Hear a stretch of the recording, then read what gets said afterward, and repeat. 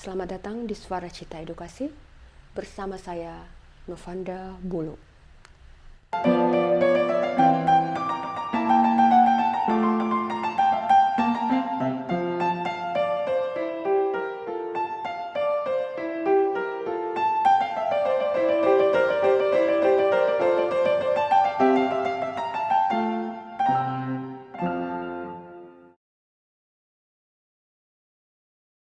Pada tanggal 27 Februari 2025 lalu, Kompas.com membahas daftar mega korupsi dalam klasemen Liga Korupsi Indonesia terbesar, hampir 1 kuadriliun rupiah, ditulis oleh Erwina Rahmi Puspa Pertiwi. Senada dengan hal tersebut, Muammar Galsya Anand membagikan post melesat berkat aksi memukau sang kapten Rivaldo Siahaan. Pertamina FC berhasil melesat ke puncak klasemen. Hal ini disertai dengan urutannya dari 1 sampai 12 Liga Korupsi Indonesia, yaitu 1 ditempati Pertamina dengan jumlah korupsi 968,5 triliun. Kedua, PT Timah dengan jumlah 300 triliun.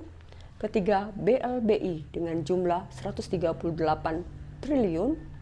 Keempat, Duta Palma dengan jumlah 78 triliun. Kelima, PT TPPI dengan jumlah 37 triliun, dan seterusnya.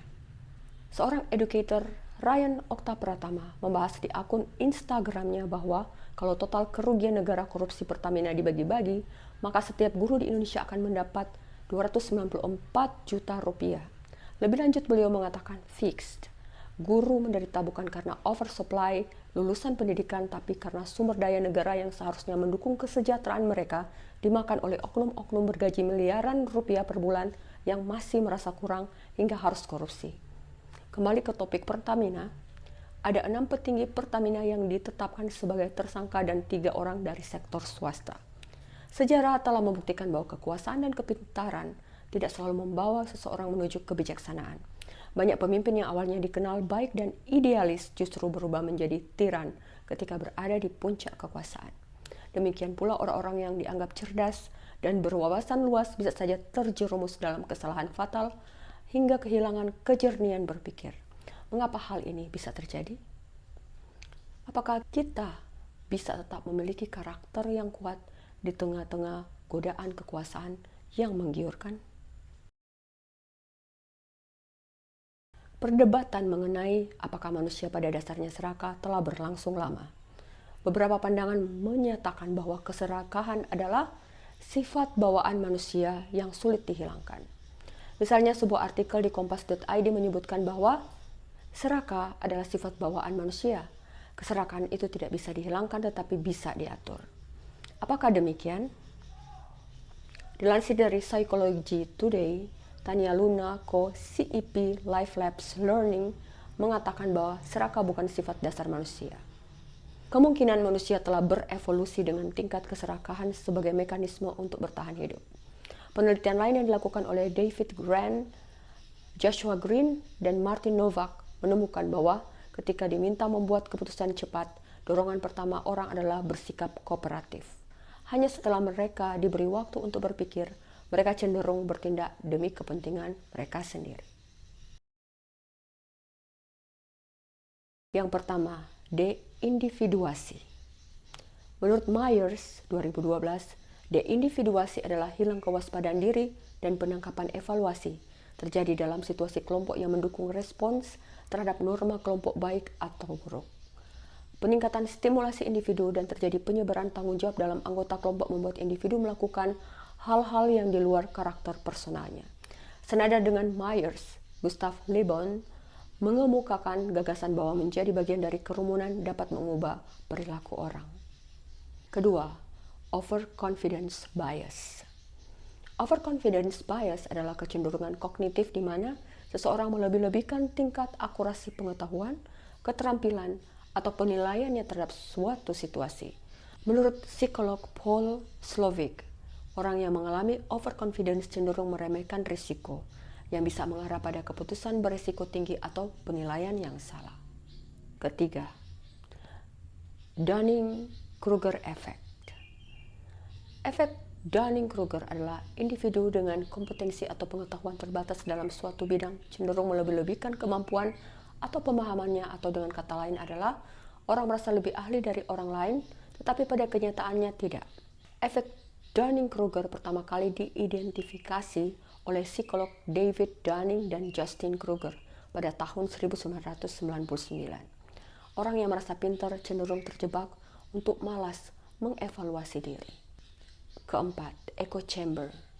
Echo chamber adalah suatu situasi di mana pemimpin hanya terpapar pada informasi, pendapat, atau perspektif yang mendukung pandangan atau keputusan pribadinya, sementara pandangan yang berlawanan diabaikan atau tidak disaring. Dalam konteks ini, pemimpin cenderung dikelilingi oleh orang-orang yang selalu setuju dengannya, sehingga tercipta ruang gema yang memperkuat keyakinan atau keputusan yang sudah ada, tanpa adanya kritik atau sudut pandang alternatif. Di Indonesia dikenal dengan asal bapak senang.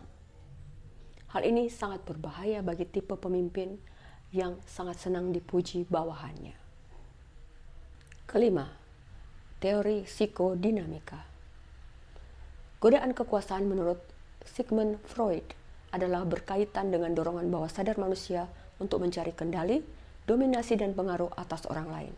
Dalam pandangan Freud, keinginan untuk berkuasa berasal dari dinamika kompleks dalam pikiran bawah sadar, terutama yang berakar pada konflik antara id atau bagian instinktif yang berfokus pada pemuasan dorongan dasar seperti makan, seks, dan agresi.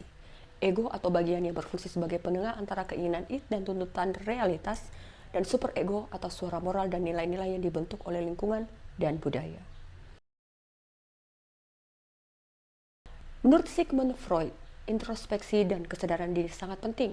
Dengan memahami motivasi bawah sadar, seseorang bisa lebih bijaksana dalam menggunakan kekuasaan dan menghindari jebakan ego yang berlebihan. Mawas diri terhadap lingkungan kerja yang asal bapak senang. Dorong diskusi yang sehat untuk melibatkan beragam perspektif dalam pengambilan keputusan. Puas dengan apa yang dimiliki dan selalu sadar bahwa semua hanyalah titipan dan bukan kepunyaan. Kekuasaan hanyalah sementara. As you become more successful, as you do well in life, you will be afforded many advantages. People will call you sir and ma'am, they'll carry your luggage, they'll hold doors open for you, they will bring you a cup of tea without you even asking for it. But it's not meant for you, it's meant for the position you hold. And when you move on, they will give all those things to the person who replaces you. Mengulangi apa yang dikatakan Simon Sinek sebelumnya, bahwa orang memperlakukan Anda bukan karena diri Anda, tapi karena posisi yang Anda punya. Rendah hatilah. Kelak jika Anda tidak punya apa-apa lagi dan hanya karakter yang tersisa, apakah orang akan tetap memperlakukan Anda dengan sama? Bagi pemimpin-pemimpin di luar sana yang baik, tetaplah baik, walaupun lingkungan Anda syarat korupsi. Indonesia sekarang krisis keteladanan. Mungkin sikap Anda akan membuat Indonesia mencapai Indonesia jaya di masa depan, karena generasi di bawah Anda mengikuti jejak Anda. Hidup itu singkat, tapi gaungmu bisa terdengar berabad-abad. Semoga bermanfaat. Thank you.